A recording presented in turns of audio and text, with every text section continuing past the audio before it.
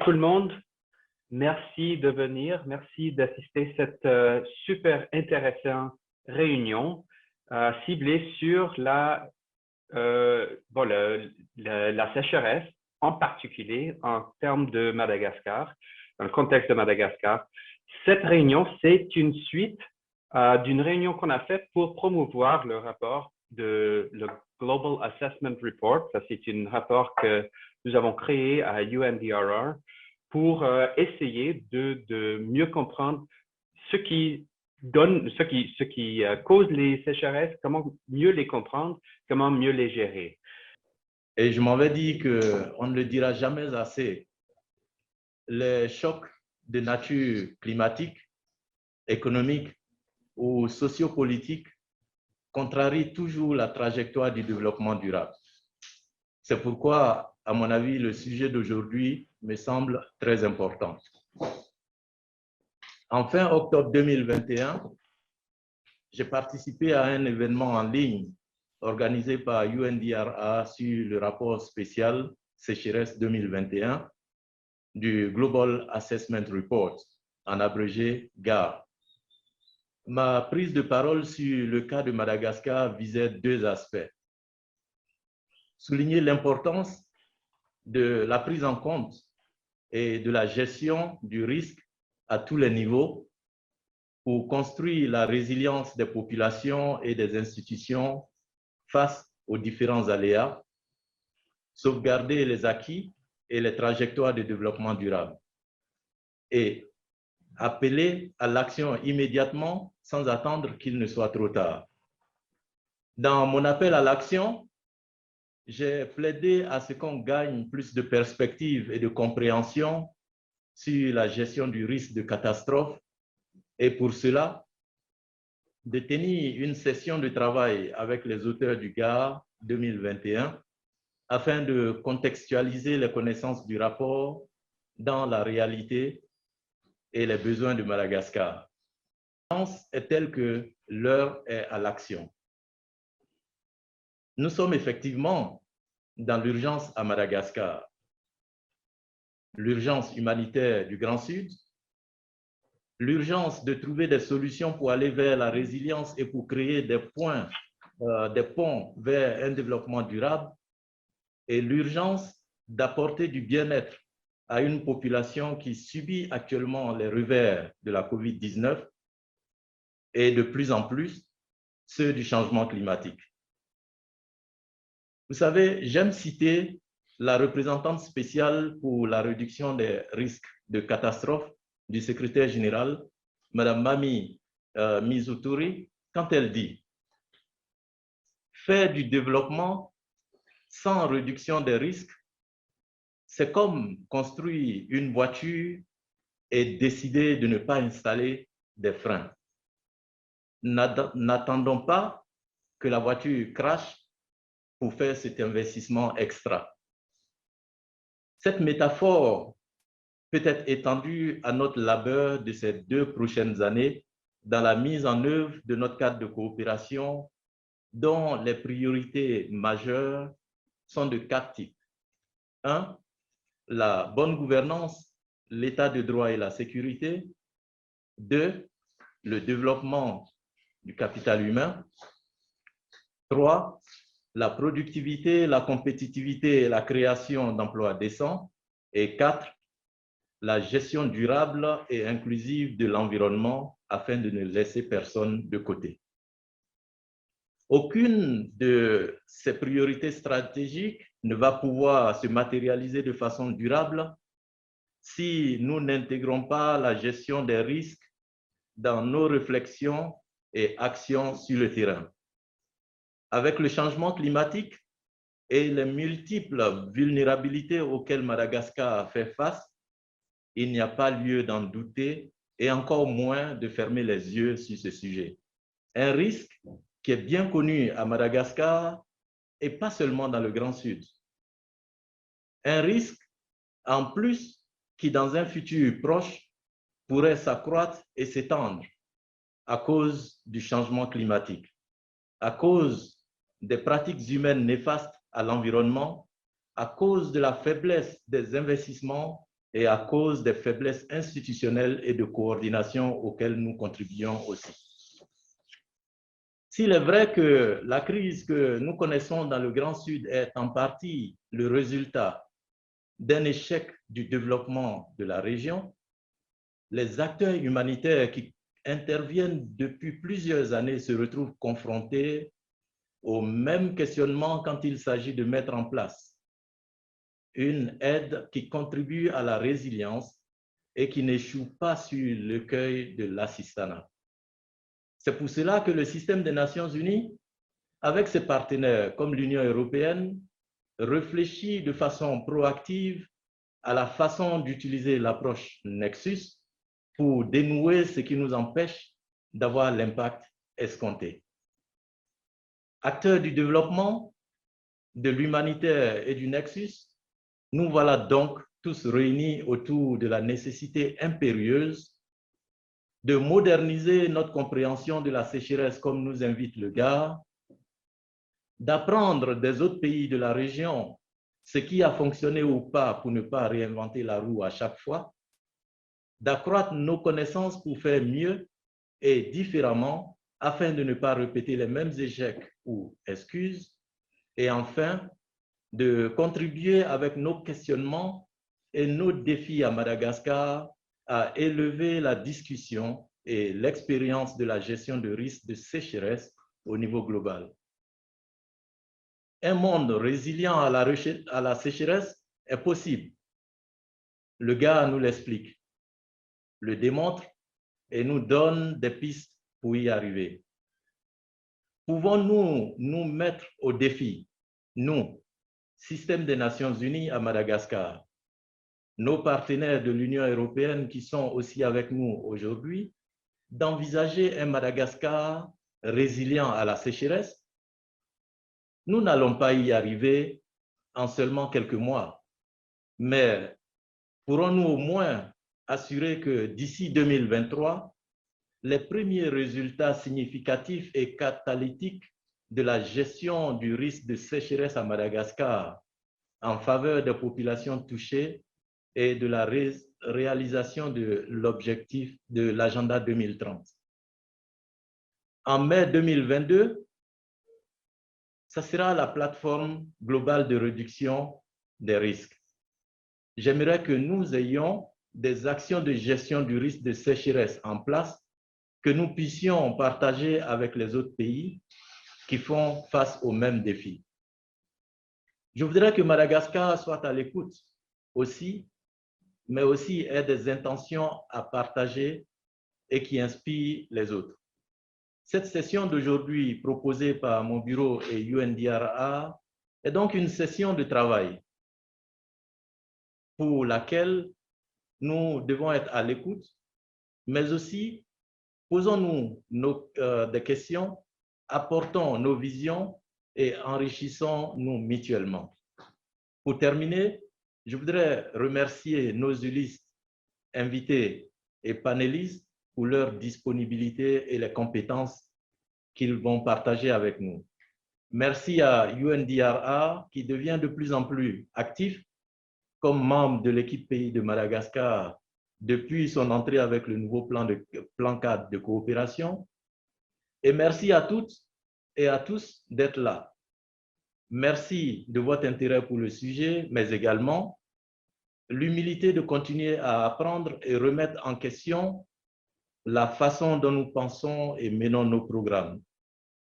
Gardons toujours à l'esprit que tout ce que nous faisons ne vise qu'un seul but, être au service de Madagascar.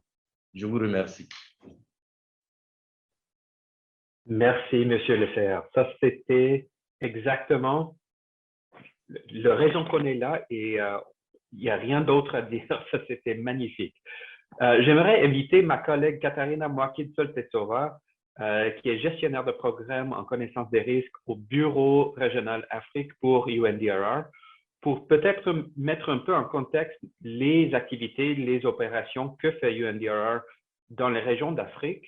Après ça, nous allons vraiment plonger dans le rapport, les recommandations les études de cas et qu'est-ce qu'on peut comprendre et appliquer ou transférer dans le cas de Madagascar.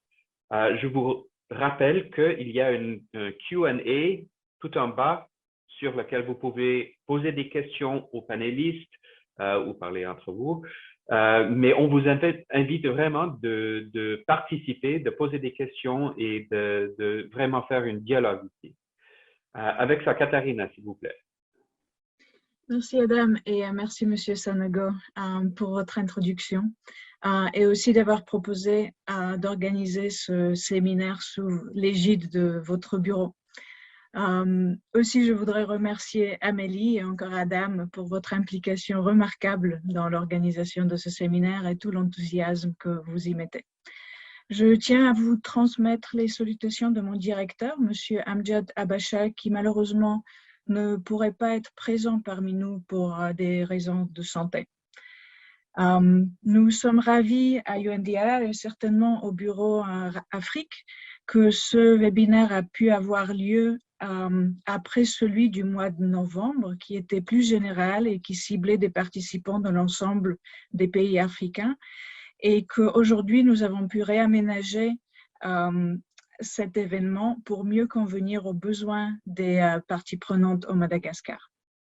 Étant donné que les préoccupations liées au risque de sécheresse sont partagées par des professionnels qui travaillent dans la réduction des risques de catastrophes dans le domaine du climat, tous ceux qui travaillent à travers différentes perspectives sectorielles, nous espérons que ce séminaire sera une occasion d'améliorer la compréhension mutuelle des risques de sécheresse, tout en apportant des perspectives pertinentes pour les participants.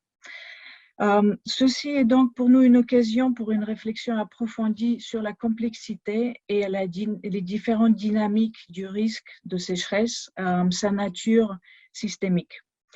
À travers le continent, nous voyons une co-occurrence des sécheresses avec de nombreux aléas divers, parmi d'autres les vagues de chaleur, les infections parasitaires, des inondations, des crues soudaines, ainsi que des incendies de forêt qui entraînent des pertes de vie, de production agricole, animale et perte de biodiversité. Nous constatons la complexité des impacts indirects. Les populations sont confrontées à la hausse des prix des denrées alimentaires. Dans le pire des cas, des conflits et des migrations involontaires entraînent la malnutrition et l'épuisement des ressources. Les impacts sont ressortis par l'ensemble de la population, mais pour les populations pauvres, marginalisées, vulnérables, le coût de la sécheresse se mesure en termes d'appauvrissement et en pire des cas de vie humaine. Cela certainement comprend des communautés fragiles qui dépendent des activités sensibles à la sécheresse comme l'agriculture et l'élevage, comme est le cas dans de nombreux pays africains. Les initiatives de gestion des risques de sécheresse sont nombreuses et en fait souvent bien mises en réseau. Au niveau de l'Union africaine, nous travaillons étroitement avec Africa Risk Capacity où les ressources financières pour l'aide au gouvernement sont sont présentées pour répondre à la sécheresse et présente un mécanisme qui est déjà accessible à de nombreux pays. La communauté économique régionale SADC appuie les membres ou ses membres pour une collaboration renforcée. Je pense que cela permet de relier les stratégies d'adaptation basées sur des connaissances traditionnelles avec celles basées sur la science, surtout en se focalisant sur la surveillance des aléas, la prévision et l'évaluation des risques, ainsi que la coordination de la réponse. Pour UNDIA et son bureau Afrique, nous sommes couramment engagés à soutenir le gouvernement de Madagascar et ses partenaires en étroite collaboration avec l'équipe de pays des Nations Unies pour contribuer davantage à une meilleure compréhension et gestion des risques de catastrophes. Dans le cadre des projets financés par l'Union européenne dans la région et à travers l'initiative CRUISE, nous envisageons des collaborations à travers des axes suivantes. Donc, permettez-moi 1 minute de plus pour vous donner quelques détails. Premièrement, nous allons nous focaliser sur l'amélioration de la disponibilité et l'accès aux informations existantes sur les risques.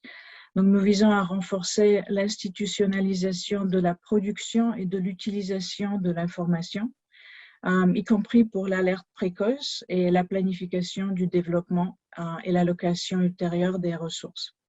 Nous engagerons avec des diverses parties prenantes pour favoriser un environnement institutionnel et un cadre réglementaire, si possible, favorable à la production et à l'utilisation des différentes informations.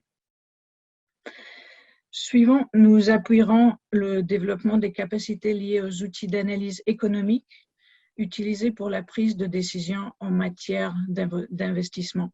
Cela est lié à une compréhension plus globale des effets indirects inclus des sécheresses.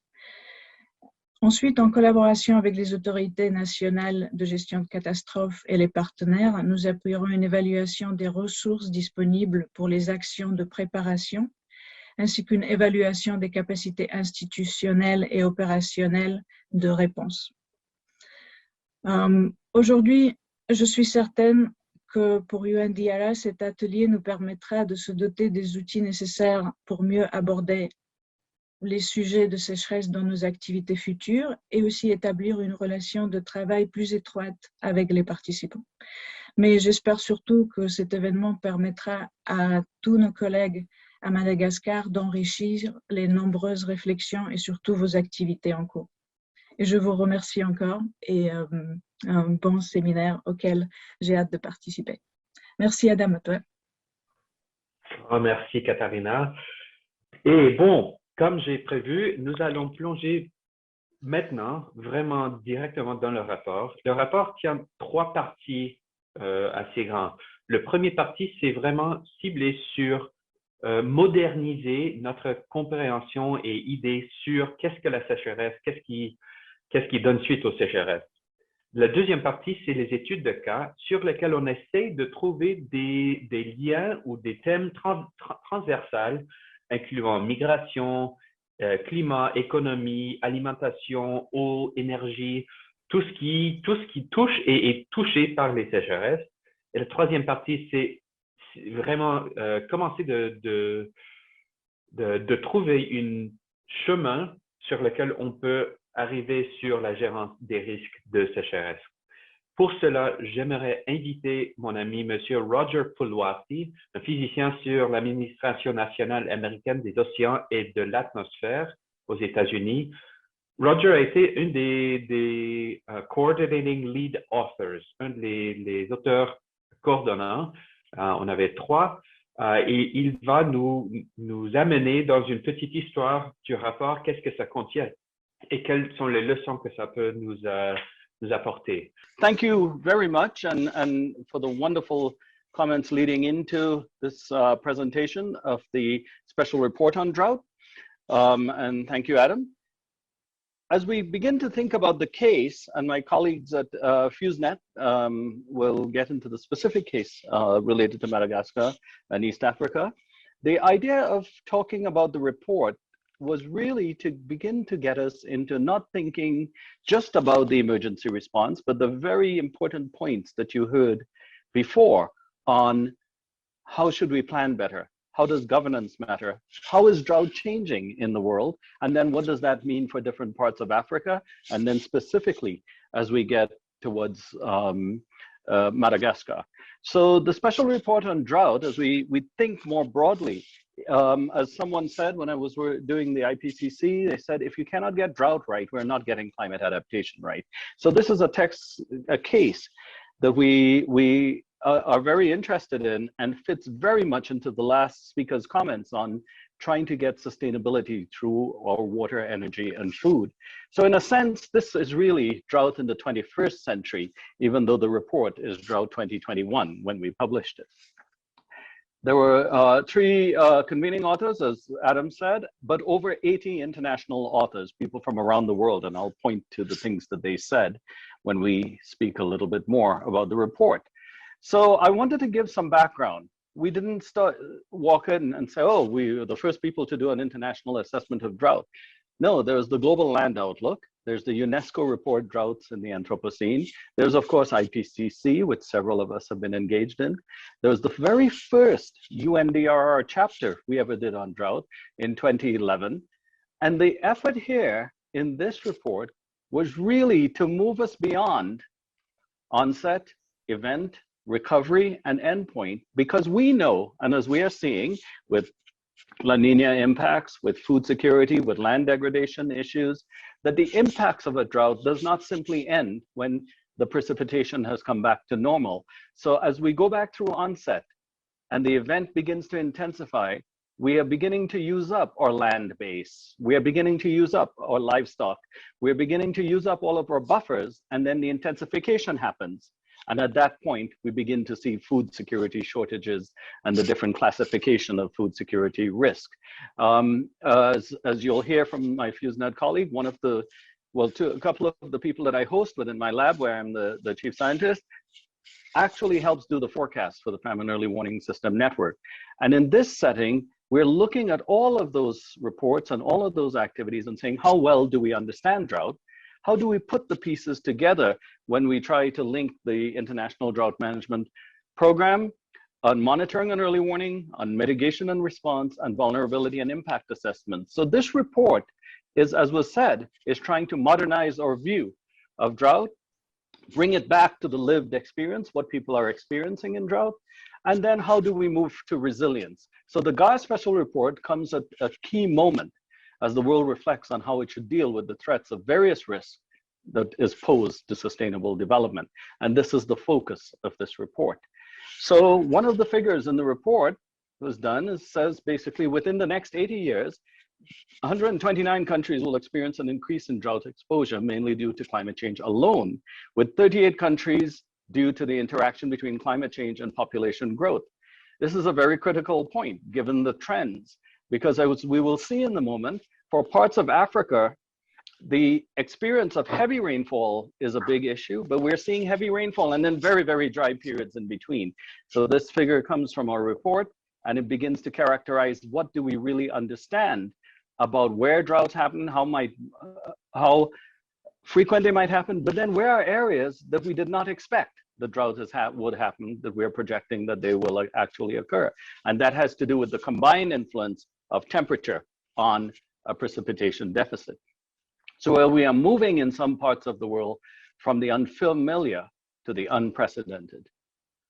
So drought is complex, and I put this up to show the drought is complex. This is in our report, and it tells us, as we all know for years in the hazards arena, that we know we can work out the probability of reduced stream flow. We can work out the probability of soil moisture deficits, but the system vulnerability is what turns a hazard into a drought disaster. The ecosystem susceptibility, societal infrastructure. Et donc, il y a l'infrastructure, la structure de la société. Okay, yeah, I was hearing someone. So as we go from preparedness, risk reduction, and risk transfer, which we are accustomed to doing when we're thinking about disasters, the complexity is changing, and we see the climate and the root causes interacting even more than we had seen before. So clearly, no two droughts are the same. There is no one way of planning for drought. There's no simple formula to manage all drought. And we therefore need to deal from simply dealing with drought impacts to dealing with drought risk drivers, the things that accumulate over time: land use, the consumption, how we're doing our farming, the susceptibility of human health, the drivers of risk, as opposed to just the impacts. And a key figure in that thinking is this: we are moving from simple risk, what is the likelihood of something happening, to a complicated risk, where we see things like temperatures beginning to make droughts more severe. They don't cause drought, and climate change is not causing drought, but it's making drought more severe in many places. We anticipate in the IPCC that for Madagascar, as we move towards 1.5 and 2 degrees, 2 degrees is the threshold at which we are likely to see more droughts in the Grand Sud. But then there's the issue of complex risk, which this report tries to take on.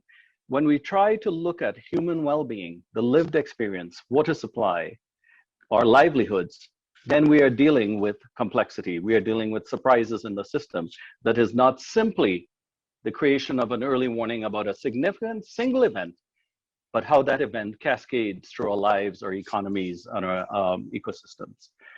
So we know that these global drivers of climate and trade are affecting our local imbalances, and then we are seeing those compounding and cascading risks. And one of the figures that we use from the GAR 2019 chapter that we were involved in, and in 2021, to give that image is we have the main trades of flow of resources, in this case commodities. We see population, agricultural technical limits, the complexity of international trade, market volatility, potential for failures in bread baskets and wheat and corn growing regions in the world, and then the likelihood of destabilization, migration, and so on. So therefore the importance, as was said by the previous speaker, is to create a more resilient Madagascar and Eastern Africa in general, so that it takes care of all of these issues. There's something that figure on the right has, which is, you see the trade routes, you see the amount that is traded, but all of that assumes a stable climate. All of that to operate as efficiently as the markets do requires that climate stays the same, because that's the conditions under which it was built. And in fact, what we're seeing is in many cases increasing market volatility. I'm originally from the Caribbean. When there are food crises, when there's food shortages, wheat impacts and drought in Canada and in Brazil, we are affected in the Caribbean, even though the drought didn't happen in our place. So in chapter 2 of the report, we asked the question, what are we learning? What are the cases? So around the world, we took over 20 cases and had people come in and ask detailed questions, not simply how are you impacted by drought, but what is being done? What are the trends? What are the projections? What good work is being carried out on risk management and adaptation, on financing? And if all of this is being done, is it working? So this takes us into the different realm of diagnostics. What is the problem? To not only how do we respond, but how well are our responses working? And many of those cases are in fact in Africa and in, including the North African region that borders the Mediterranean, certainly the Horn of Africa, Central and elsewhere. And we looked at the droughts of 2010, 2011 in places like Angola, the 2016, 2017, and even the 1980s drought in Ethiopia that launched FuseNet. And so thinking through all of these, we begin to see very clearly the lessons, not simply of what's the impact and how do we respond, but how well our responses over time have been working and how are they treating and dealing with those complex and systemic risks. Around the world, from this assessment and from others, there are 2/3 of the world could be living with water stress by 2025. We see the impacts of drought lingering long after a drought has ended. We see the impacts of drought amplifying existing structural inequalities between different groups. We see the disruption of water supply and energy production, as we saw in Central Africa, certainly with hydropower in the previous drought. And of course, the only thing we know that actually works is coordination and improved governance and the improved use of early warning information for long-term planning. So drought risk governance requires integrated action that tackles hazards, but all of these tell us that we have limited knowledge of the total amount of impacts of drought. We have poor assessment of the vulnerabilities, and most critically, not enough coordination at national and regional levels. These are not something I'm making up. These come from those cases that I pointed out, and even applies to places from the US to the Caribbean where I live, and certainly in other parts of the world. So drought is costly. In fact, we are seeing the combination of heat and drought increasing mortality in the world. But one of the big problems with drought, as we know, it is not like if a tropical storm hits a building and the building falls over, you know what the insured cost is. Drought filters over time through our livelihoods, our livestock, or families, or different communities, and our food, water, and energy security. So the indirect impacts of drought cuts through many of the things we depend on. And it's interesting to note when we see numbers about the cost of drought, it is usually an underestimate of the actual cost of drought because of the devastating impact the drought can have on our food security and our livelihoods over time. Mortality impacts due to drought are very hard and difficult to assess because they take time and can last anywhere from a few months to a decade or more. So better management of drought risk requires focusing on the identification and measurement of the full cost of drought, a very, very complex question. And like we said before, if we don't get this right, it's hard to get the complexities of climate adaptation right. So as we begin to manage systemic risk, we look at it differently. There's the food system. As we look at food systems in a particular location, we ask, what's the data? Where are the thresholds for land degradation? What sort of cascading events are we seeing as we have a drought? How is that filtering into overuse of grazing? How is that filtering into use of our reservoirs? So there's a multi-scale nature of the drivers that is actually causing our drought risk. And when we look at the SDGs, the Paris framework, and the Sendai framework, it is very clear across all the SDGs that if we do not understand, except for maybe the oceans, although they help drive drought, understand and manage drought risk is directly linked to our ability to meet the targets of the 2030 agenda. There's no question about that because of the complex ways in which drought filters into our society and our ecosystems and the types of governance that is needed. So this is a really neat figure that I like that Carolyn King-Okumu and UNCCD produced that helps support our argument in the report. There are many actions in our report that says, here's where land cover changes are. Here's the drivers of the hydrologic deficit. And they, if we let them continue, lead to land degradation and habitat loss. But we know the actions to create those positive dynamics to increase resilience.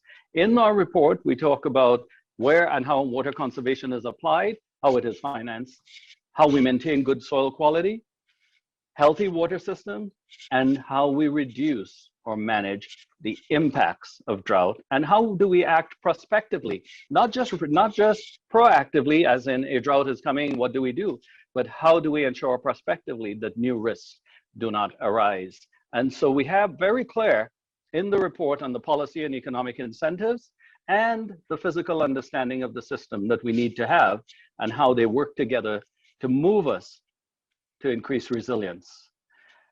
But a very critical piece of all of this is who makes the decisions and how, especially not just on financing, but financing for the right questions. All of our models, all of our interactions of society and the Earth system completely depends on the decisions that we make at the national and subnational level, with our NGO partners, among our research institutions, financial services, businesses, and individuals. And so governance has vertical dimensions, global, regional, local, community, and horizontal, how NGOs, public and private sector work. And most critically, for risk governance is not just to think that those are impacted are the only users of information, but in fact, how those are impacted get their loans, their livelihoods, their markets are a big part of the actor network.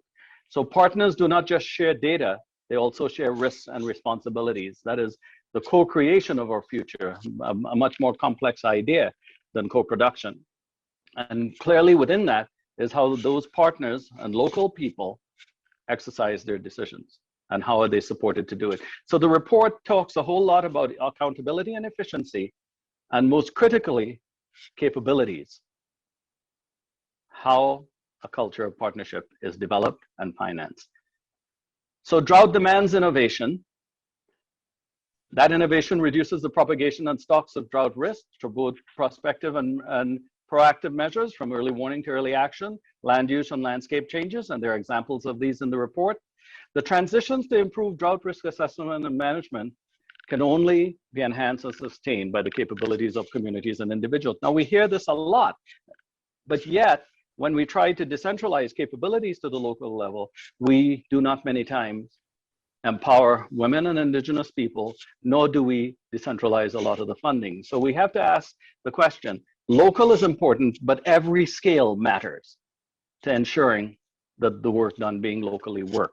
And a critical part of that is the evolution of science, policy, and practice, the ways in which we create a virtuous cycle, one that builds equity, environment, and economy in informing our actions. So to end, we recognize the vertical and horizontal paths and how they interact. In the report, there's an effort arguing, and there's a design in there for supporting the establishment of a global mechanism for drought and for the financing behind that, and the horizontal aspects of national drought resilience partnerships to ensure a seamless link between public, private, and civil society partners. So that's the report in a nutshell. That's my email below, but this gives the sort of large context in which we operate both our early warning or emergency actions, and then how many of those actions can either create long-term risk or reduce long-term risk and build resilience. So thank you, Adam. Thank you, Roger. This was excellent, a very nice overview. I'll stay in English for a moment because we'll now switch to Godfrey. One thing I wanted to reflect on, and I think it's quite exciting about this report, is that the special report on drought is not only about hazards. It's not only about drought, actually. It's about development and exposure and vulnerability and promoting resilience that has a multiplier effect. So that, you know, even if you're trying to take actions that reduce your impact of eventual droughts, if you're building resilience, if you're crossing that capability, partnership, finance bridge, you're also bringing resilience against floods or against technological disasters or against other development challenges, and you're supporting sustainable development at the same time. There's sort of a rising tide that helps in multiple dimensions at the same time. I think this is really excellent. I hope that there will be questions from the Q&A about the horizontal element that you were talking about. I think that this is the exciting reason why we're speaking to the Madagascar country team, is to talk about how we can realistically manage the current effects of an ongoing drought, while also talking about the humanitarian effect and also thinking about longer term development. Bringing, I guess, the conversation a little bit closer to Madagascar, I'd like to invite Godfrey to take the screen, take the presentation, and maybe talk to us a little bit about the effects of drought in Madagascar specifically. Mr. Godfrey Capera, représentant régional de FuseNet pour l'Afrique australe, va faire la prochaine présentation. Merci, Godfrey. Please go ahead. Thank you very much, and I hope everyone can hear me. My name is Godfrey, and I'm the regional representative for FuseNet Southern Africa. And I'm happy to provide this presentation, which is essentially summarizing some of the effects of what Roger was just giving us through his presentation. So essentially, I'm going to just look at the food security situation for Madagascar, and then also try to provide an idea or some insights on what the current forecast looks like, seasonal forecast looks like, using some of the remote sensing products, which is a clear demonstration of trying to ensure that we use these remote sensing products or climate products to try and understand how the drought situation can end up affecting food security over Madagascar. There are going to be some key messages, and then trying to look at the impacts of drought on food consumption and nutrition, and then the role of humanitarian assistance, and then some kind of projection of the food insecurity outcomes, and then look into the 2021 to 2022 seasonal performance issues. So I'll go straight away into the next slide, which is on key messages. Right. So what we see in Madagascar is a very sad story where drought has been experienced for more than one season. So we're looking at the impacts of the 2020 to 2021 season. That's what we've been experiencing. But there is an impact that you also see from the consecutive droughts that have been felt in that, especially in the southern parts of the country. Then as we think about the 2021 to 2022 agricultural season, there are already some issues again. So we can see how complex these issues around droughts have, especially on food security.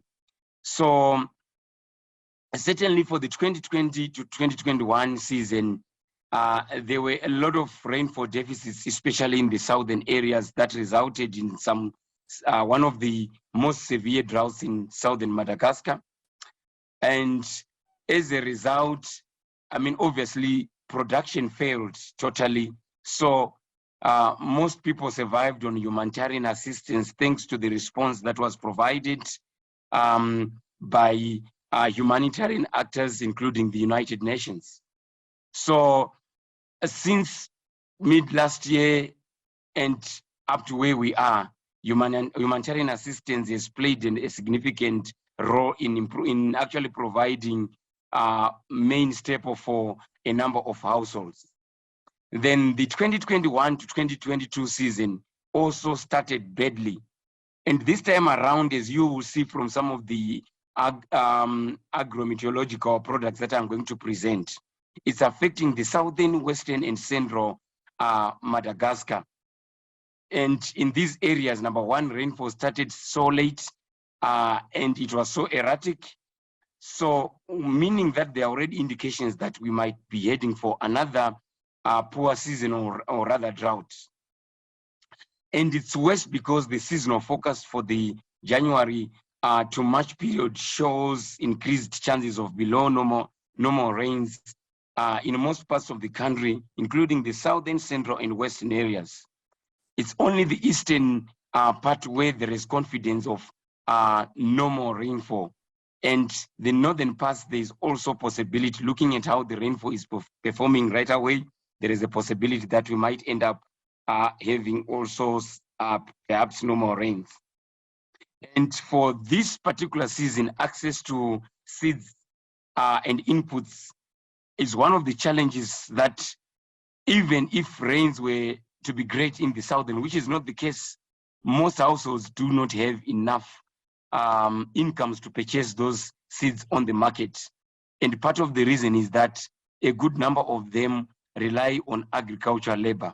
And at the present moment, with the slow onset of the season, those opportunities are not just there. They're coming from a drought year, and there are no incomes, there are no agri labor opportunities. They don't have any kind of sources of income to actually purchase these seeds and income. So that also means that in terms of area planted, it will certainly decrease, and that will have impacts on their likely production.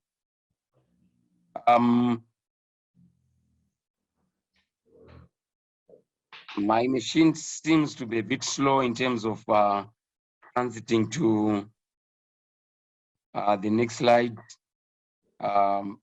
Okay. So just like I mentioned, the 2022 production level is expected to be below average because of poor rainfall performance or drought. So as a result, for those that are familiar with this framework that is used to classify food insecurity in terms of severity, which is called IPC, which is applied in a number of countries in almost across the globe. They are high at the present moment. A number of households are actually in IPC phase 3, which is crisis. And that exclamation mark that you find there means without it's because there is humanitarian assistance that is circulating in southern Madagascar. But without humanitarian assistance, in those areas will actually slide into the emergence phase, which is a very severe phase under food security classification. So, and even with humanitarian assistance, there are selected households that are still experiencing that severe phase, which is IPC phase 4, even in the presence of humanitarian assistance in areas such as Ampani, Ambasori, and Sihombe district. Just put us in picture where we are right now. Usually in Madagascar, this is the main rain season, and this is where most of the crops are grown. For instance, the maize planting period, and also in some of the areas, there's secondary harvest for rice. And then for most of the crops, because this is the main rainfall period, this is where planting happens and cropping happens. So you can see that little box showing us where we are. So if it means that if we don't have any rainfall within that period, it means that it's disaster once again. We can almost start seeing what will happen. So just giving you a picture of some of the impacts of these droughts on, for instance, food consumption. I've used one of the commonly used indicator, especially by WFP, which is the food consumption score, which looks at the quantities of food that are consumed by households within probably the last 7 days, and each food group has some weight, and there are certain thresholds that are provided which end up categorizing the consumption as poor, borderline, and acceptable. So you notice that for what I've actually tried to compare 2020 and more like November 2020 and November 2021 for a number of areas in southern parts of Madagascar and also a few other areas. You will notice that under food consumption, areas like Betroka, Atolia, they actually have some poor food consumption score. There are a good number of areas that are probably around above 20% showing poor food consumption score. That clearly is a big problem. If you look at your right side, there is a, I tried to look at the household hunger score and try to look at areas where there is severe hunger. You notice that there are areas like Sihombe, Beloha, and a few others which are actually showing severe hunger. This is a clear indication of the impacts of the drought that was experienced last year. We are not yet talking about what's happening now. I've also tried to look at how the nutrition situation is looking like. Certainly those of us who have been following events in Madagascar, there were high gum rates, and there was also high mortality in a number of areas in the southern parts of Madagascar. So if you look at, just looking at November 2020, of course, it's looking slightly worse when it comes to classifications under the IPC malnutrition scale. So you notice that for November 2020, there were a number of areas. For instance, Ambasori was in the serious category. There are those categories that are given in French, but to be honest with you, the green one is normal, which is fine, and then the yellow one is alert, which means the situation is getting bad. And when we get to serious, that actually means that there are very high gum rates and there's a lot of wasting that is happening. So you certainly notice that, fortunately, we didn't reach critical and extremely critical levels, but that serious level needs to be treated seriously. But if you notice the 2021, for instance, October to November, it's all because of the impact of humanitarian assistance that we ended up averting even more serious and more severe classifications. And just to show you that humanitarian assistance played a very important role in mitigating the impacts of the drought-initiated food insecurity in southern Madagascar, you almost see that without humanitarian assistance, I mean, it was going to be disaster. We were certainly going to end up with famine in southern Madagascar, because you notice that about 76 to 100% of those populations in those extreme southern areas, they were actually surviving on humanitarian assistance. So what were some of the outcomes that were observed? And this is also going to be important because it's stretching into a period all the way to May. You will notice that there are those deep brown color, which is crisis IPC phase 3. And you see those little exclamation marks. They tell us that there is massive humanitarian assistance in those areas. Without humanitarian assistance, those areas could have actually been in emergency. And I'm not surprised that if some households were actually going to be in the famine stage, which is something that none of us would want to hear. So if you look at the period going from February to May 2020, which is important as we think about early warning, early action, there is already high possibilities of similar conditions where without humanitarian assistance, because the season started badly, we are likely to have deteriorated food insecurity outcomes to the levels of IPC phase 3 in the presence of humanitarian assistance. And without assistance, this is straight emergency for a number of areas in the southern. Just now to kind of dive into some of the products that Roger mentioned, how we use science to try and project into what is likely to happen in terms of trying to understand these droughts.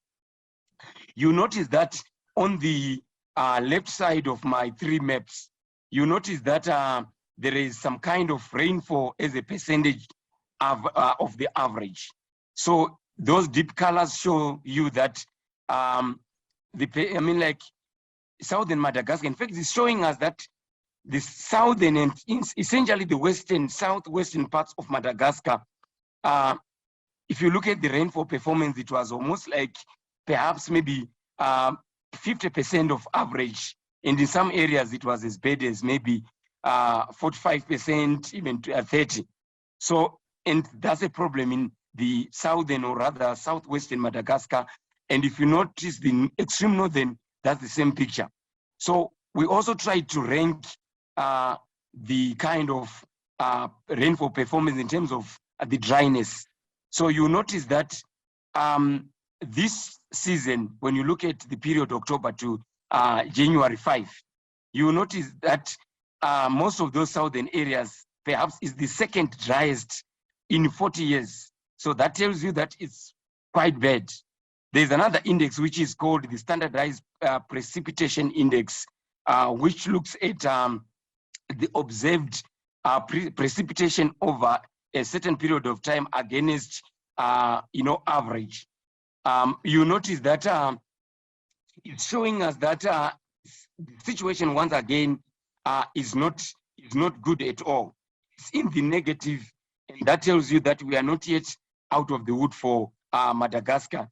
So what it means is that planting activities slow down, and where it happened in some of the areas, some of the crops were simply bent by the dry conditions, and some of them beyond recovery.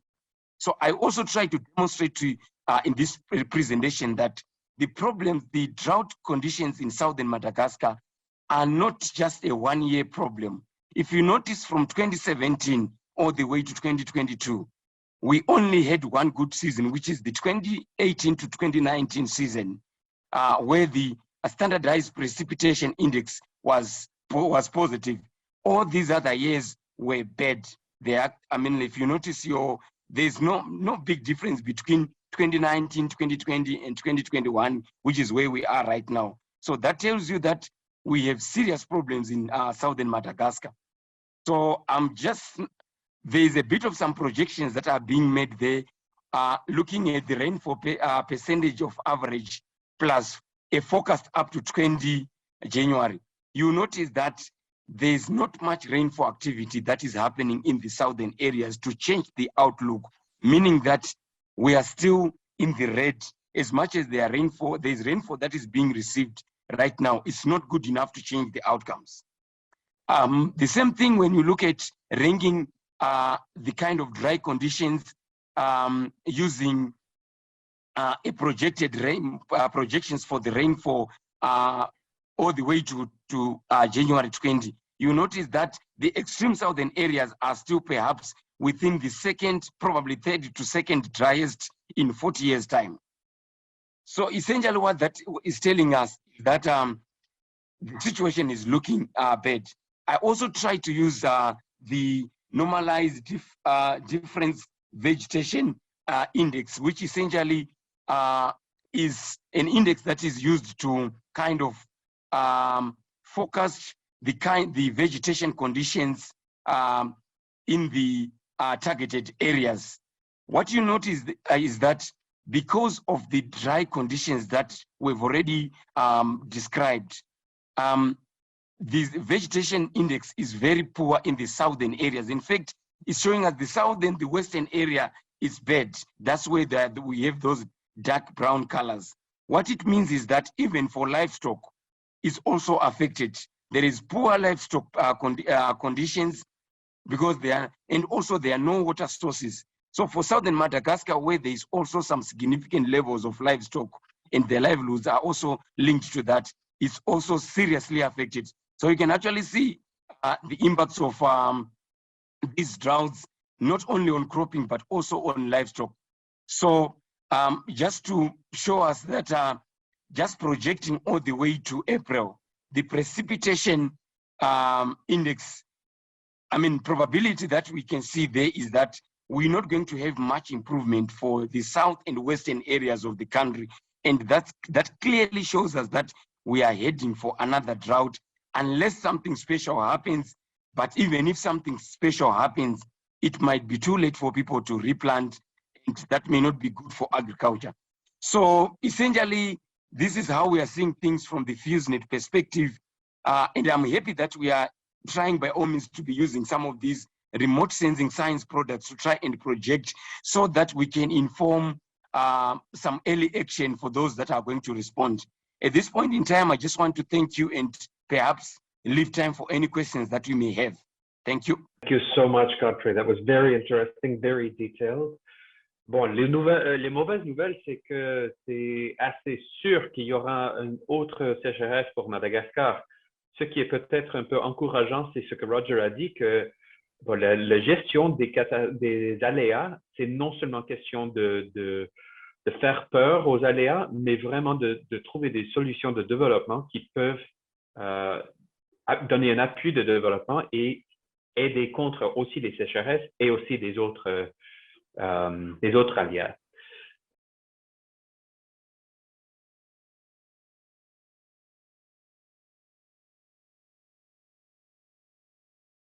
That one of them is that drought is natural, is a natural hazard. It is something that has been there, it will be there, it will occur tomorrow, it will occur every time. What we are observing is that it has been exacerbated by, of course, the climate change, and therefore the increase in its severity and impact has been observed. It is also important to mention that it is a slow onset or a slow occurring hazard, but we also recognize that the drought forecasting has also improved, the skill has improved, and therefore my advice to the Madagascan is that they should work very closely with the National Meteorological and Hydrological Services, because I know that drought forecasting skills is now more advanced. It can be forecasted 6 months in advance or even more. And this can be, therefore, a good chance for the government to put mitigation measures together in advance for, to mitigate the negative impacts of drought.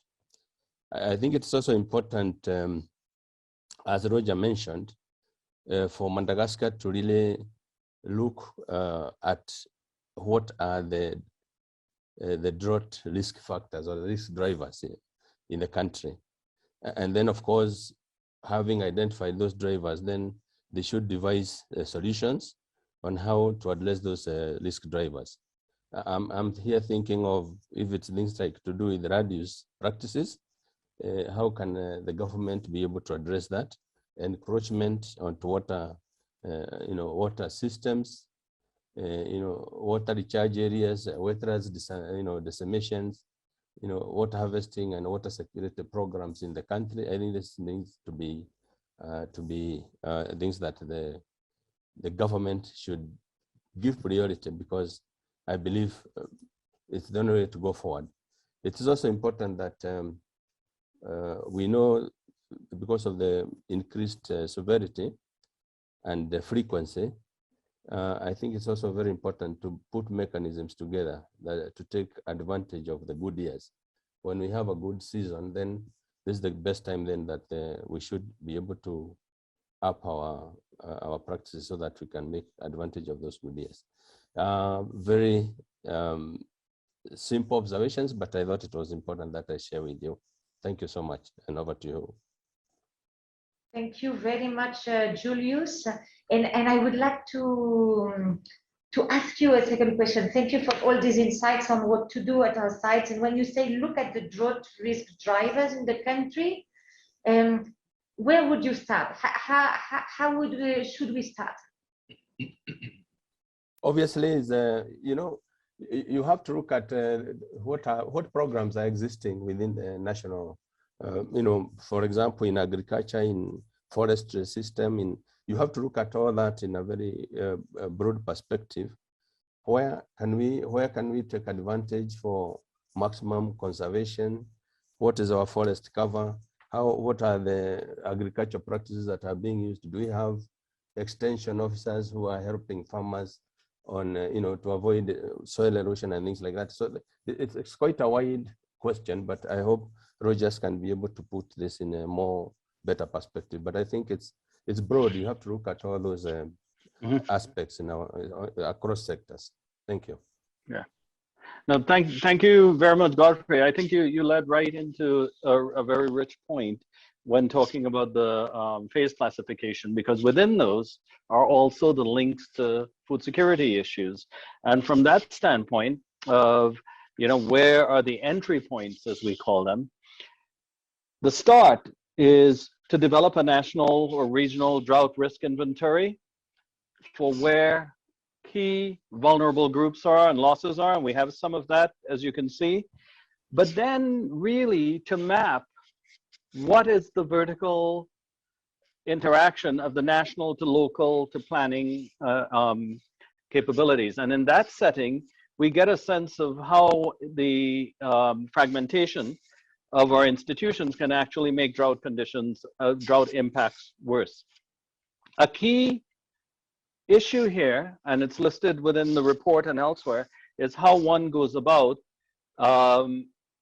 basically mapping those drivers of risk, both the likelihood of precipitation deficits, but also the changes and monitoring in land use and land degradation. Now, the reason for that, and how we come back to the point of what this means for actual social protection and practice, is, for example, in Tigray, for some time, there was an effort being done to require community members to contribute about 20 days of the year towards soil and water conservation based on where those impacts were biggest.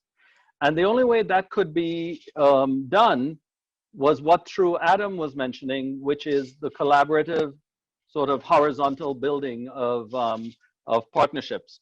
So in that setting, when we say what the risk drivers are, the first thing we do is to develop a national drought risk inventory in the sense of where is impacted by drought, how do we get a sense of how those impacts are increasing when drought intensifies before the event. This is just to have a starting point to understand how changes are occurring, and then to map the vertical and the horizontal decision-making arrangements, who makes what decisions and how do they interact.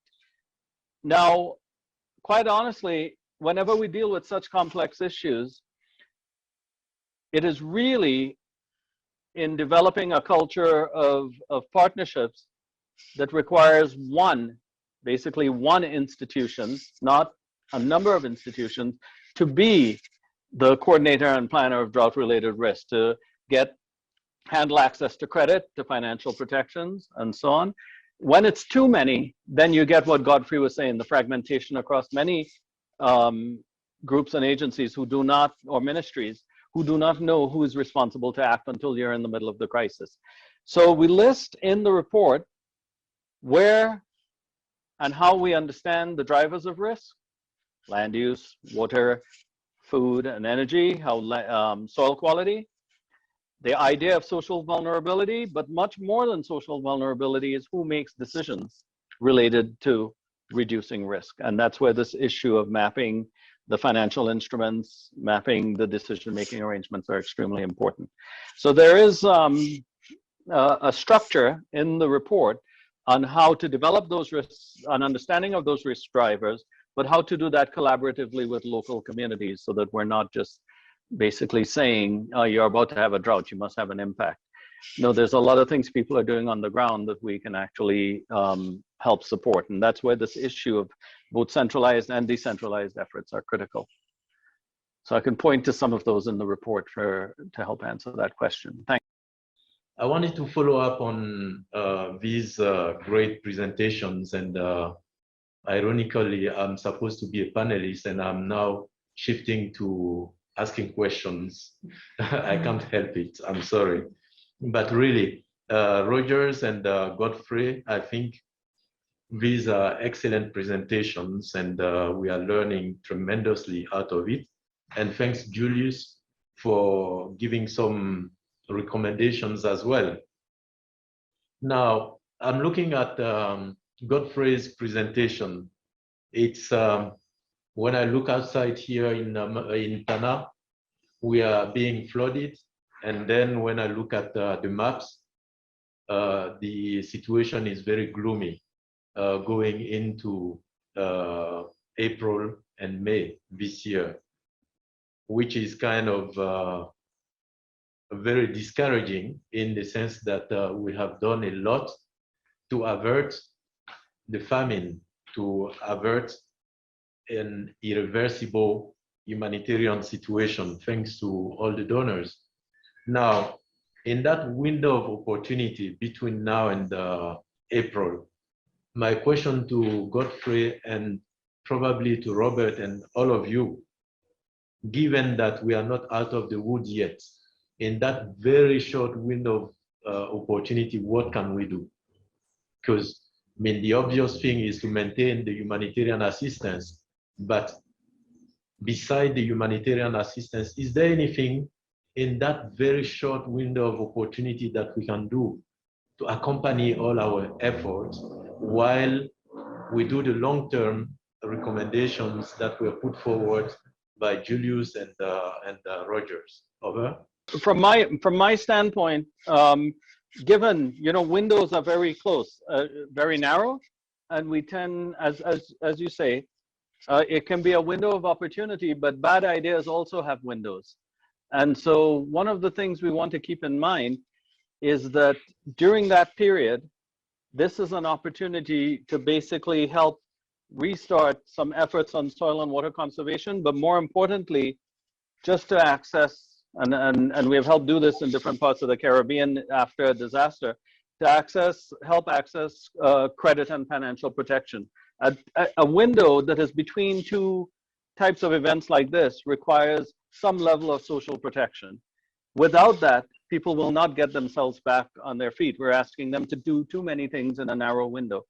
So this component comes back very closely to what Adam was getting at as to what the horizontal partnerships are. Yes, it's on early warning. Yes, it's on the risk inventory, but it is also on maintaining social protection through financial access and credit, some conditional cash transfers and so on, so that people do not have to sell off or kill livestock or move on to marginal lands. The only way that's done is if we look at, and we talk about this in the way we collaboratively develop a partnership with local people on their decisions, and they feel that, well, they trust us enough to help make those plans. that issue of financial access is probably the only immediate window that we can use.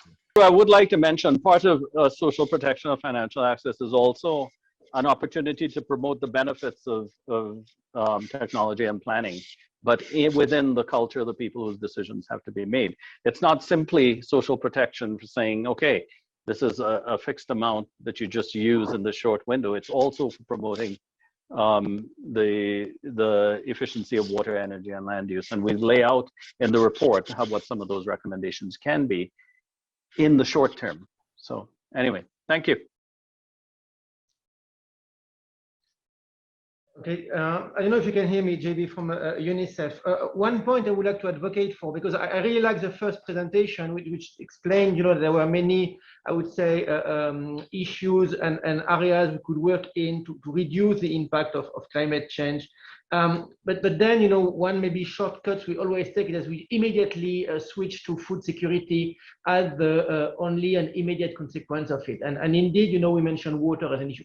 But the point is, to me right now, as recent coordinator mentioned, we are deep in the crisis. We have limited means financially, with partners, with capacity. So one advocacy is also to reinforce our data collection system. I mean, I like the FuseNet. I mean, I participate in the IPC myself, but maybe putting an entire district in yellow is misleading, especially when we have short means to respond.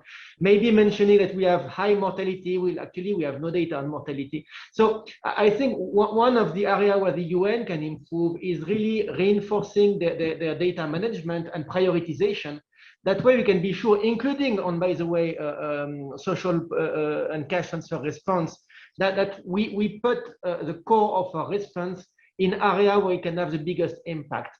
Because of course, social policy, which is already ongoing, by the way, and we do have a DPM system which assesses regularly every 2 months the impact of that, including the impact on inflation, the impact on disruption of local markets, is something we need to focus on. But I think, again, when we present the situation, the closest we are on reflecting the diverse situation in the South, the better it will enable us to prioritize our interventions and to be sure that we have the highest impact possible, considering our, we are not swimming in money. Donc, Monsieur Robert Zougmoré, le chef du programme Afrique, sur le programme de recherche sur le changement climatique, l'agriculture et la sécurité alimentaire au Mali, aussi a toute une expérience au Burkina Faso, dans le Sahel. Donc, il va nous partager sa contribution au rapport sécheresse du Gard. Il va nous présenter son étude de cas sur l'Afrique de l'Ouest, et pour qu'on puisse comprendre vraiment du vécu sur le terrain d'autres pays, qu'est-ce qui marche moins, et il va faire le lien avec Madagascar. Donc, merci beaucoup, Dr Robert Zougmoré. Je vous passe la parole. First of all, I wanted to react to the question by Mr. Sanogo, which is actually an important one. And I wanted to add 2 points to what others have said. In terms of action under such a deadline, I would value importantly the fact that knowledge is an important asset.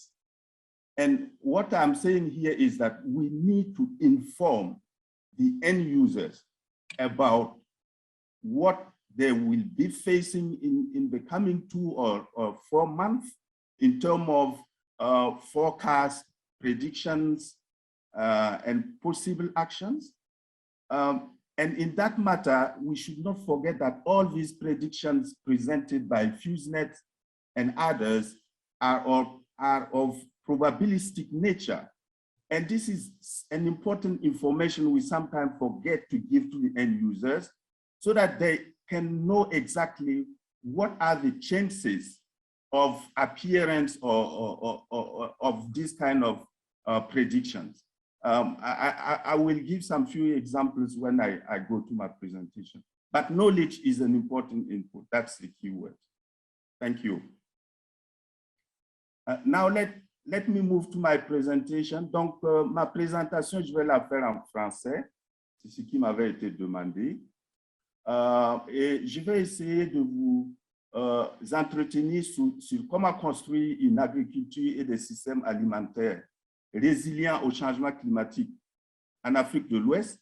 Et je vais mettre l'accent sur des actions concrètes pour prévenir et contrôler les impacts de la sécheresse tels que menés et expérimentés lors des 10 dernières années par le programme SICAF, qui est le programme du CGA sur le changement climatique, l'agriculture et la sécurité alimentaire.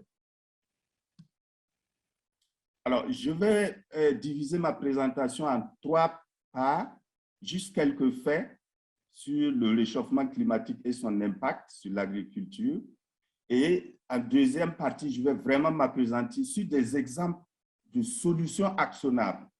Et ce sont ces solutions-là qu'on pourrait éventuellement envisager comme recommandation également dans le cas de Madagascar, et que je vais aborder en troisième position.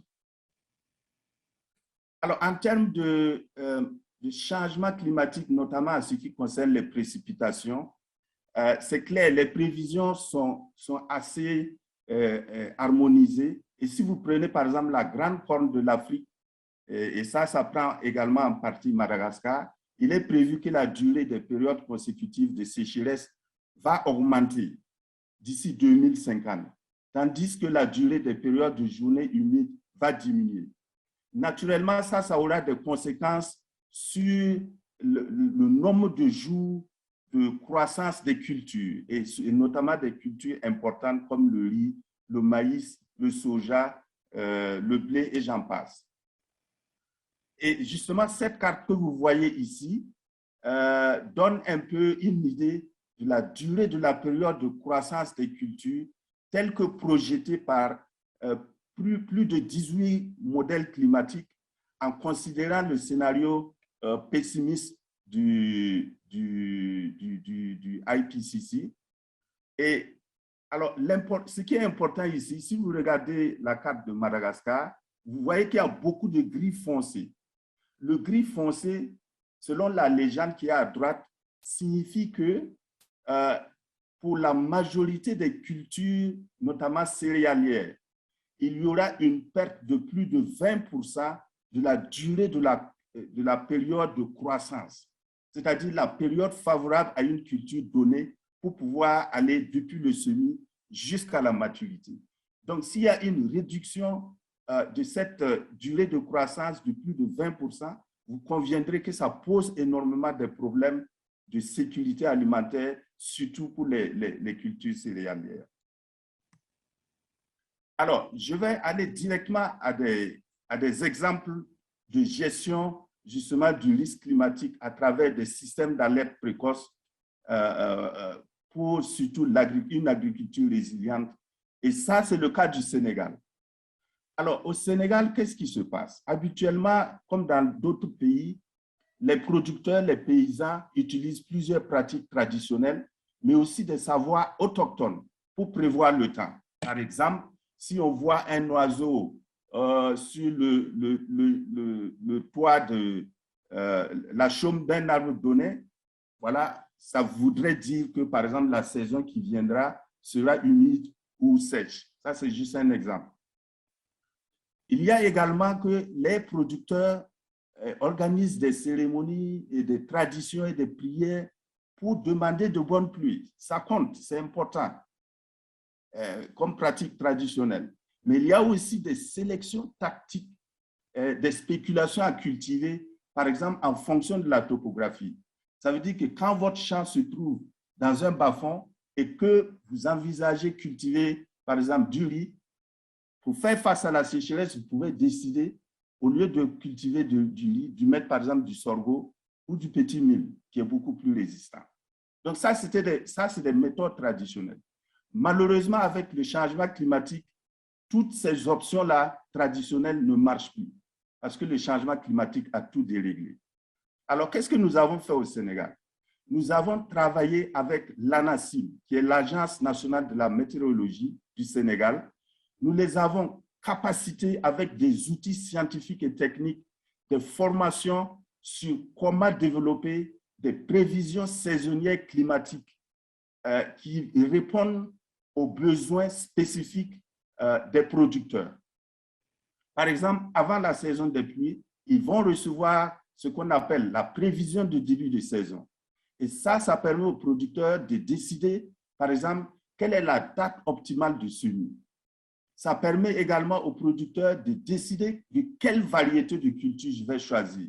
Si on dit que la saison sera excédentaire et que j'avais l'habitude de faire du petit mil, je peux décider, par exemple, de faire du sorgho qui demande beaucoup plus d'eau, ou vice-versa. To plant or to farm what is required, or what is that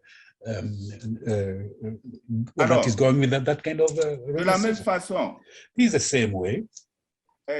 Pendant la saison des pluies, nous donnons ce qu'on appelle les prévisions quotidiennes ou décadaires. Daily forecasts. Cela permet donc aux utilisateurs de décider, par exemple, de quand est-ce qu'il faut sarcler, quand est-ce qu'il faut appliquer les engrais, they can apply ou bien si vous voulez faire une seconde culture, quand est-ce qu'il faut y aller plant for a cette seconde culture. Vous voyez. And when to do it.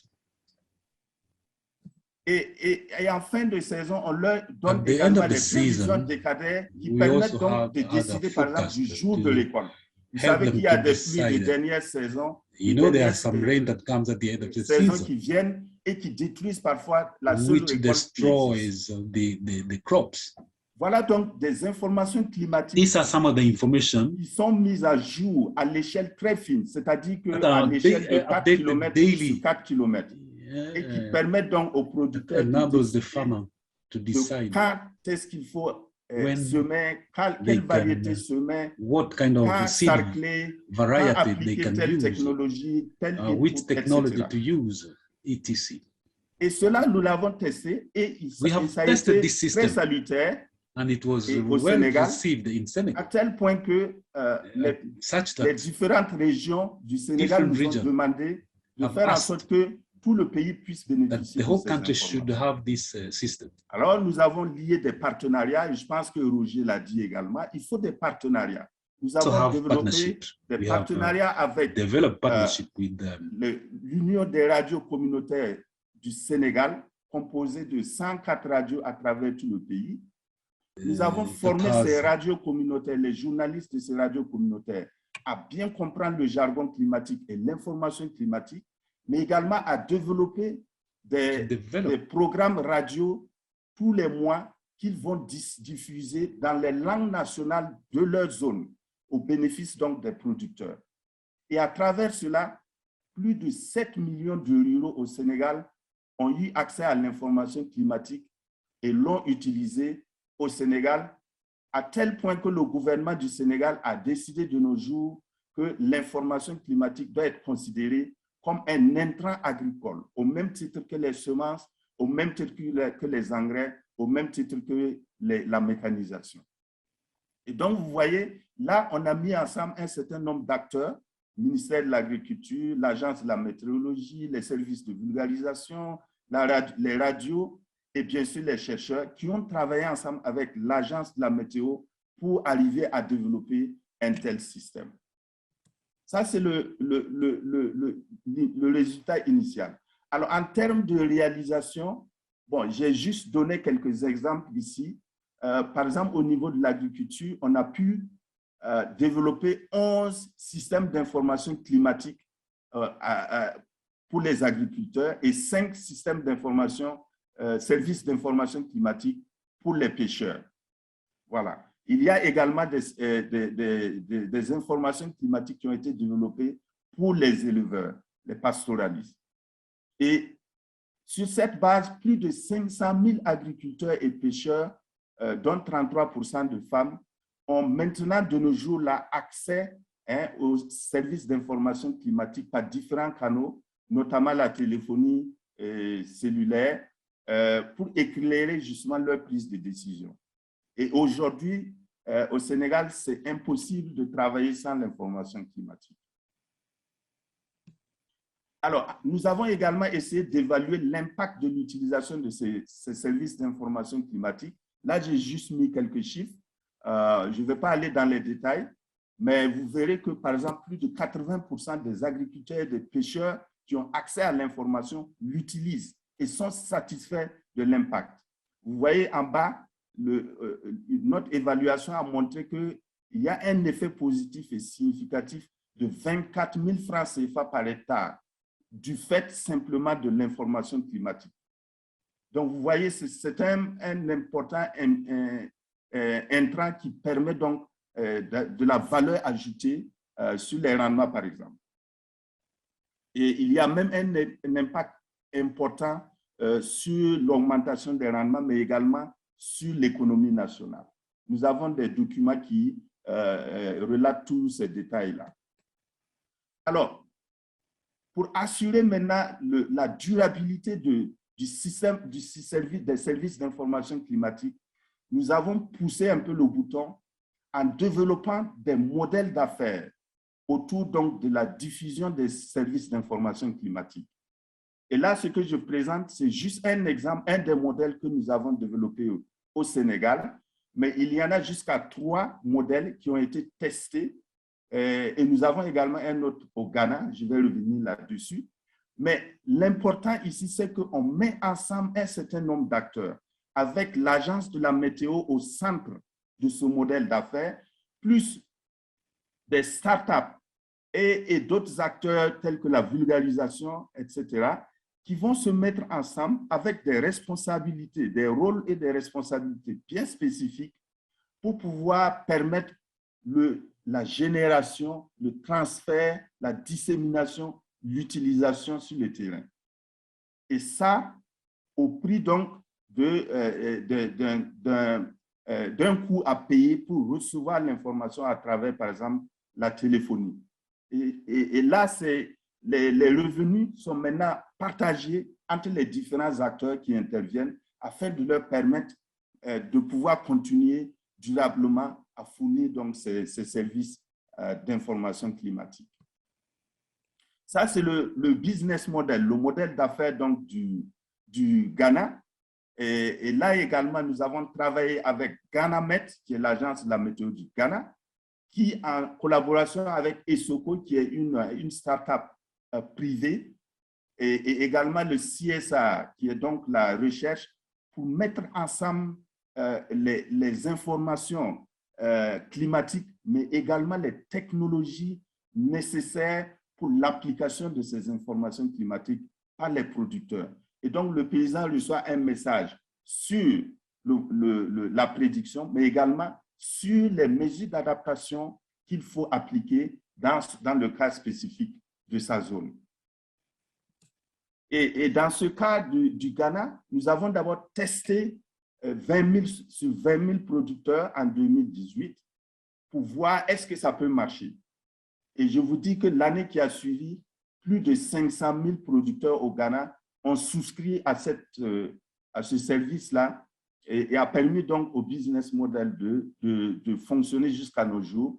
Et ESOCO, si vous vous renseignez avec la start-up ESOCO, ils vous diront combien de personnes sont actuellement dans leur liste de souscription. Voilà. Encore une fois, ce qui est important, le partenariat. Vous voyez, j'ai listé ici un certain nombre de partenaires. La recherche, le ministère de l'Agriculture, l'agence de la météo, les startups et bien sûr, nous qui étions là pour donc permettre donc ce partenariat de tenir le coup et de partager les rôles et responsabilités.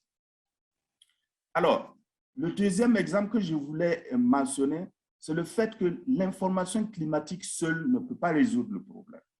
Il faut absolument que l'information climatique aille ensemble avec les technologies. Et nous avons promu l'utilisation des technologies climato-intelligentes à travers les villages climato-intelligents. Et ça, c'est une approche où les chercheurs, les vulgarisateurs et la communauté villageoise se mettent ensemble pour tester des options qui à la fois permettent d'augmenter la productivité, de s'adapter au changement climatique, mais aussi de réduire les émissions de gaz à effet de serre quand c'est le cas. Et donc ça, on les a mis un peu partout, on a testé, et ça permet de générer des technologies spécifiques à chaque contexte, parce que les technologies d'adaptation dépendent chaque contexte. Donc là, j'ai listé quelques technologies et pratiques d'agriculture intelligente face au climat, mais comme je l'ai dit, c'est spécifique à chaque contexte. D'où l'intérêt d'avoir une approche participative comme l'approche du village climato-intelligent pour pouvoir décider de quelle technologie il faut considérer dans quel contexte. Mais ensemble, il faut mettre tout ça dans un contexte de prise de décision politique. Et nous avons testé également ce mécanisme d'interface science-politique où, par exemple, nous mettons ensemble un certain nombre de décideurs politiques au haut niveau, l'agriculture, l'environnement, l'élevage, les producteurs, l'organisation des producteurs, la recherche, les ONG, le secteur privé, qui se mettent ensemble pour discuter des priorités en matière justement d'adaptation au changement climatique et de voir quelles sont les informations scientifiques existantes qu'on peut utiliser pour guider les prises de décision. Alors, j'ai listé ici quelques résultats de ces plateformes-là qui ont existé dans 5 pays, mais je vais passer très vite comme le temps ne le permet pas. Pour conclure, voici ce que je propose pour ce qui est de Madagascar. Premièrement, il faut mettre en place un système de service national d'information météorologique et climatique qui va permettre, comme dans le cas du Sénégal et du Ghana, de faire en sorte qu'on ait une génération des services climatiques, le transfert, la traduction, l'utilisation et l'évaluation dans un système holistique. Et aussi de faire en sorte qu'on génère des technologies climato-intelligentes qui vont permettre la mise en pratique justement des prises de décision à travers l'information climatique. Et vous voyez ici, j'ai listé toutes les possibilités de technologie. Ça peut être lié à l'eau, ça peut être lié au carbone, aux intrants chimiques et organiques, à l'énergie, etc. Mais tout ça, c'est important de développer des modèles d'affaires qui vont soutenir la diffusion et des services d'information climatique et de l'utilisation des innovations d'agriculture intelligente face au climat. Et c'est là où les plateformes de dialogue sciences politiques peuvent venir justement pour capaciter en fait tous les acteurs et leur permettre donc d'intégrer de manière sûre et bien informée donc les prises de décision, que ce soit pour les politiques agricoles ou pour les programmes et plans de développement au niveau national. Donc voilà ce que je voulais rapidement partager. Je suis passé très vite, bon, mais je suis disponible pour des questions. Merci. Merci beaucoup, Dr Robert Zougmoré, pour toutes ces informations, ce partage d'expérience. Et c'est tellement utile d'entendre ce qu'ont réussi à faire les autres et de commencer à visualiser comment on pourrait l'amener à notre contexte. Et en plus, vous nous avez donné 2 grands points d'action. Comment commencer, avec l'espoir de pouvoir partager notre expérience sur ces services d'information climatique. Je passe la parole à Adam pour modérer les questions autour de votre présentation et de l'expérience du Ghana, du Sénégal. C'est lié un peu dans ce que Robert vient de présenter et aussi ce que Roger a présenté et aussi ce que Godfrey a présenté. C'est-à-dire, la question qui m'embête toujours, c'est comment les institutions peuvent... Comment promouvoir la résilience des institutions. C'est-à-dire que quand on est face à un aléa, un risque comme la sécheresse, on est toujours ciblé sur surveillance et données et réduction d'impact pour les gens qui vont souffrir le plus. Et ça, c'est les questions, je pense, de Monsieur le CR. C'est qu'est-ce qu'on peut faire dans les cas urgence où on est vraiment face à face avec une catastrophe comme une sécheresse comme à Madagascar. Qu'est-ce qu'on peut faire pour lier entre cette réaction et des actions qu'on peut prendre un peu plus proactivement? Et je me demande si, Roger, ton présentation avait les 2 parties, celui de Caroline King, que je vois qu'elle est là, sur comment la résilience des institutions peuvent être soutenus en même temps que la réponse la réponse humanitaire. Et qu'est-ce qu'on peut voir comme les possibilités entre alimentation, eau, énergie et des autres institutions qui ne sont pas forcément ciblées sur la nutrition et l'alimentation directe humanitaire. Ça, c'est question pour tous les trois, en fait.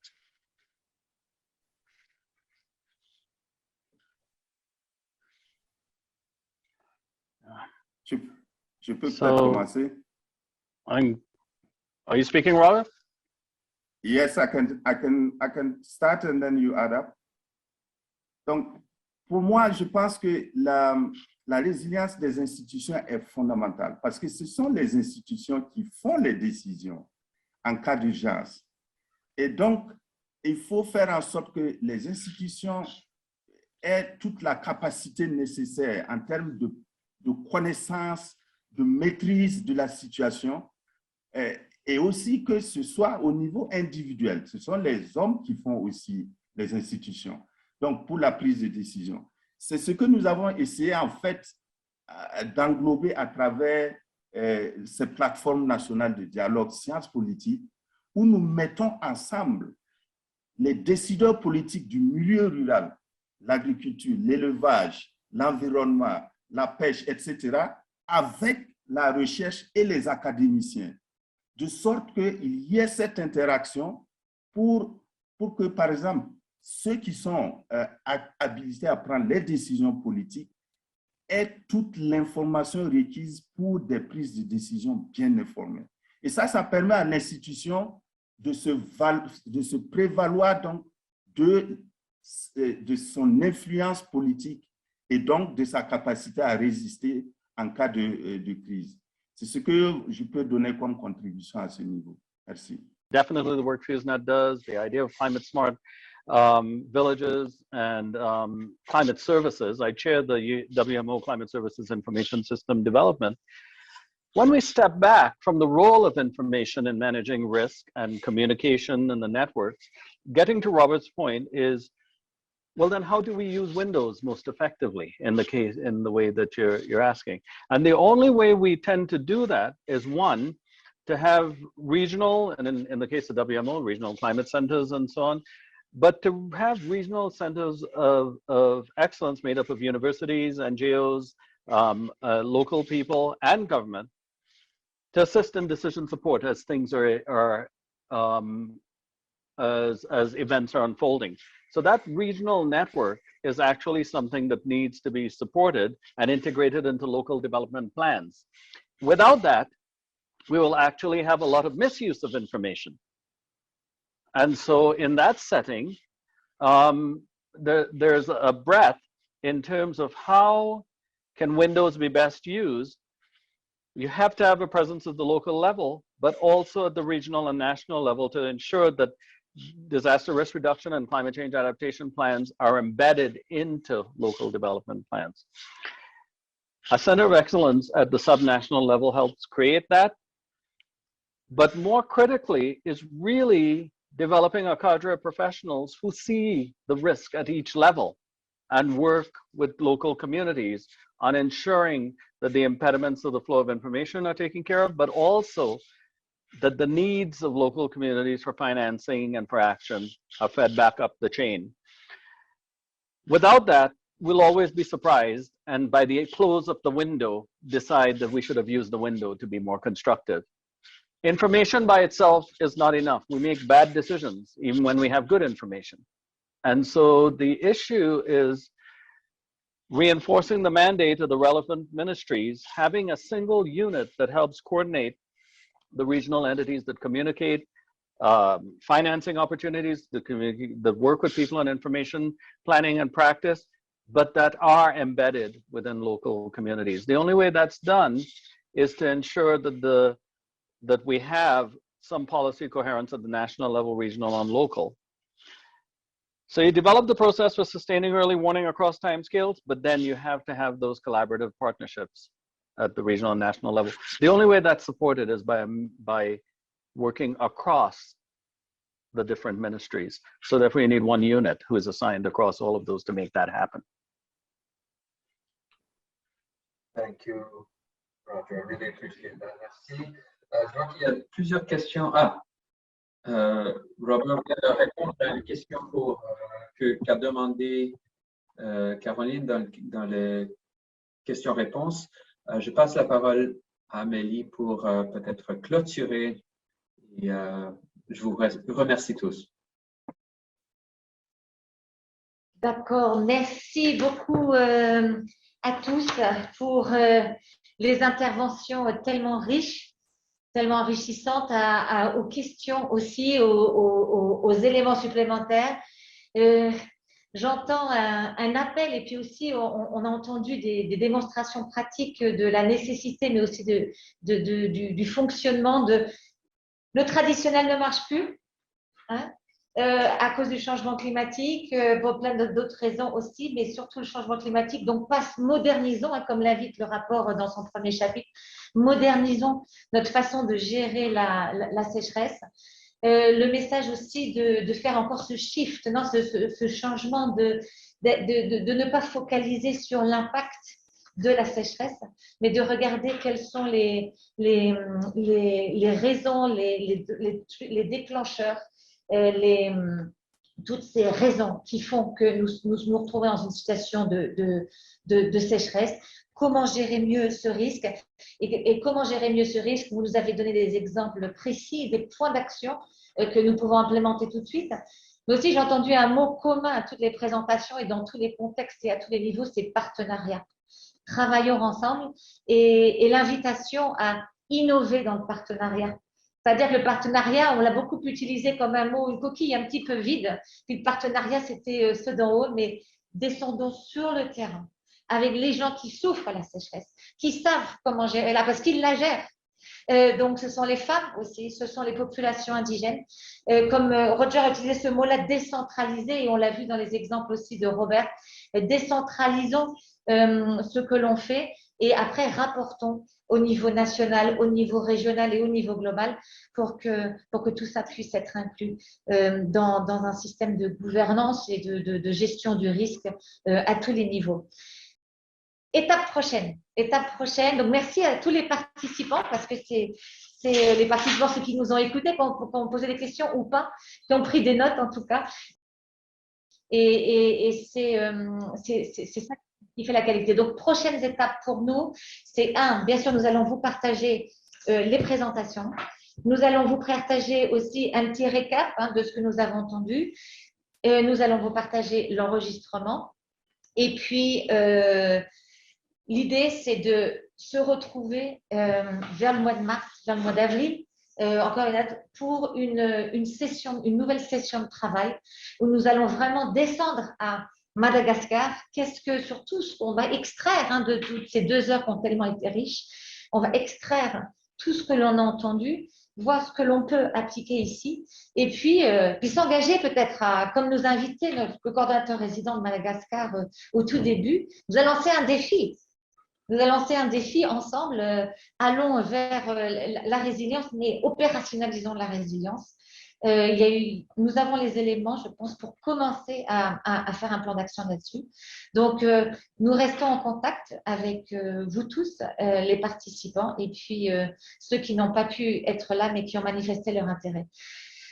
Merci. Beaucoup de gratitude, et je crois que c'est ce genre de… Oui, c'est encore une réunion, on pourrait dire, mais je crois que c'est une réunion qui nous a apporté tellement d'outils qu'avec ces outils, on part mieux armé pour faire une différence dans la vie des personnes qui en ont besoin et qui comptent sur nous.